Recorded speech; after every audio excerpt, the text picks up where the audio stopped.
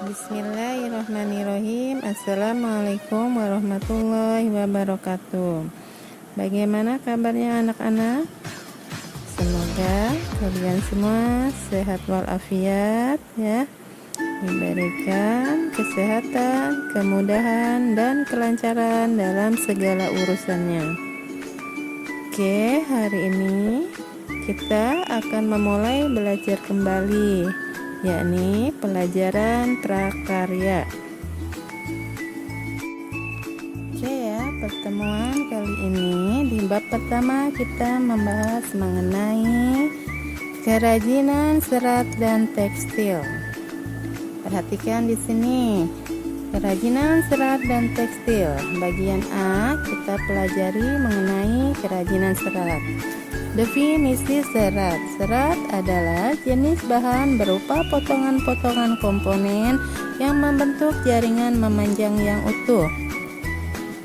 Saat ini terdapat berbagai macam jenis serat, baik yang berasal dari alam maupun yang dibuat oleh manusia.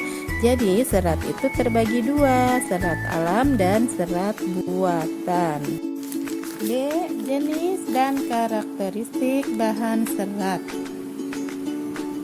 Bahan serat alam yang dimaksud adalah bahan organik yang tidak diolah kembali melalui proses dan penambahan bahan kimiawi, sehingga keasliannya tetap terjaga dan diutamakan. Bahan serat alam dapat digolongkan menjadi dua, yaitu yang berasal dari tumbuhan dan hewan. Perhatikan di sini. 1. Serat dari tumbuhan diperoleh dari serat biji ya. Tumbuhan memiliki biji berbagai bentuk. Biji yang memenuhi syarat dijadikan serat, antara lain biji kapas dan biji kapuk. B. Serat dari buah. Nah, buah apa saja yang bisa dimanfaatkan seratnya? Itu banyak sekali ya, contohnya sabut kelapa ya. Terus serat dari buah. Oh, buah tadi udah ya. Serat dari daun. Serat dari daun dapat diperoleh dari daun nanas, daun pandan berduri, daun eceng gondok, dan daun abaka. Yang terakhir, serat dari batang. Nah, serat dari batang ini diperoleh dari batang pohon rami ya, atau batang pohon jute. Kalian bisa melihat ya, mungkin di sekitar kalian ada ya. Selanjutnya yaitu serat yang berasal dari hewan. Yang A ada serat stapel. Apa itu stapel?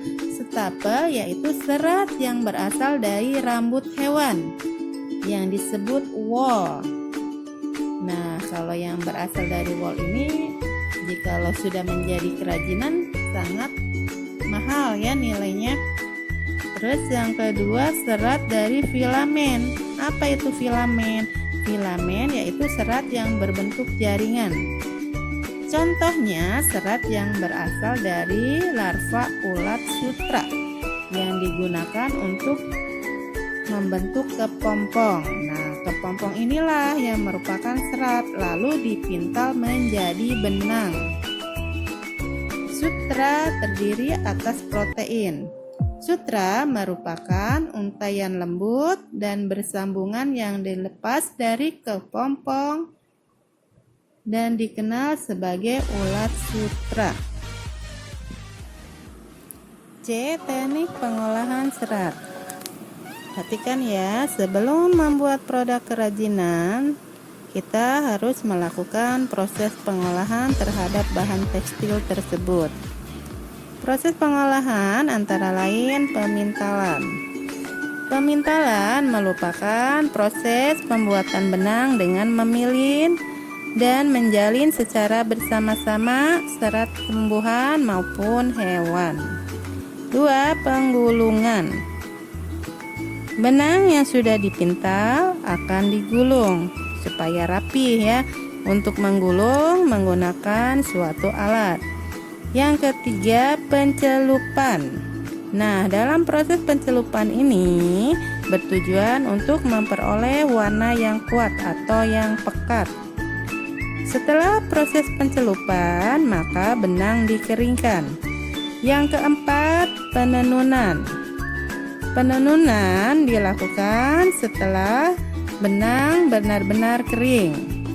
Dan selanjutnya, setelah proses penenunan benang akan menjadi kain. Kain yang bisa dipakai oleh kalian membuat baju ya.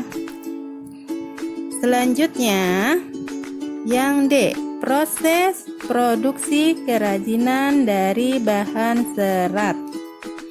Nah, ada beberapa teknik-teknik dasar dalam keterampilan kerajinan tekstil. Yang pertama, menenun. Menenun ya, seperti pembuatan kerajinan tapestri ya. Di situ menenun menggunakan alat yang disebut spanram atau bingkai yang direntangkan benang-benang lungsi sebagai jalur jalannya benang tenunan dan pakan. Terus menjahit. Apa itu menjahit? Menjahit adalah pekerjaan menyambung kain. Menyambung kain, bulu, kulit binatang, pegagan, dan bahan-bahan lain yang bisa dilewati jarum jahit dan benang. Yang ketiga, mengikat. Mengikat adalah teknik menyatukan dua benang atau lebih membentuk ikatan yang diinginkan. Ikatan itu berupa simpul ataupun pola warna. Yang terakhir, menganyam. Menganyam berarti mengatur bilah atau lembaran-lembaran secara tindih-menindih dan silang-menyilang. Bilah atau lembaran-lembaran yang diatur tersebut dapat berupa bambu, daun pandan, janur, kertas, rotan, ataupun kulit binatang. Oke ya. Yang terakhir, fungsi dan prinsip kerajinan tekstil.